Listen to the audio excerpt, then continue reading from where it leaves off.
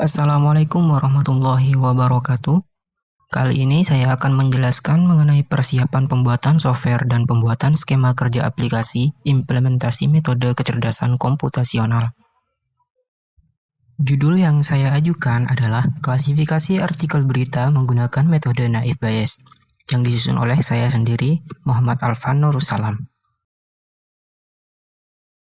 Apa itu klasifikasi? Klasifikasi merupakan salah satu tugas penting dalam data mining. Pada klasifikasi kelompok data yang sudah diketahui, sebuah data akan masuk ke dalam kelompok tertentu yang sebelumnya telah ditentukan.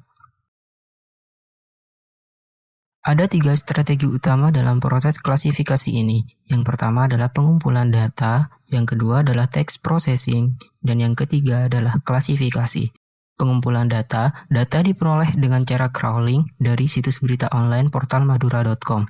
Portal Madura merupakan media massa berbadan hukum yang bergerak di penyedia informasi berupa situs berita lokal konten yang melingkup wilayah Pulau Madura. Data akan digunakan sebagai data training dan data testing. Yang kedua adalah text processing.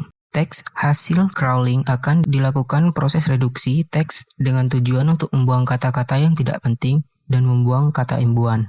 Dan yang terakhir adalah klasifikasi. Klasifikasi dokumen dilakukan dengan menggunakan metode Naif Bayes. Berikut adalah alur kerja sistem. Dari gambar tersebut menunjukkan alur dari proses pengklasifikasian dengan metode Naif Bayes.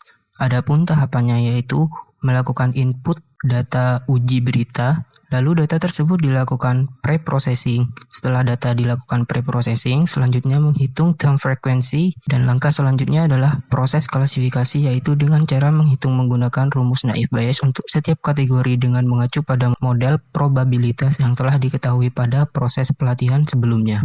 Berikutnya adalah alur proses crawling. Gambar tersebut merupakan arsitektur rancangan proses crawling dari website portalmadura.com.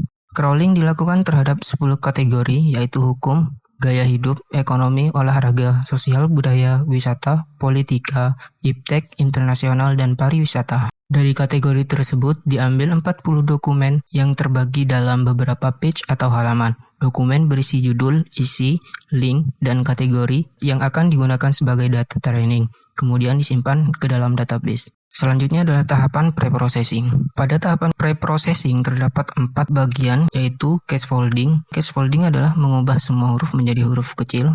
Berikutnya adalah tokenizing. Tokenizing adalah memilah isi teks menjadi kata.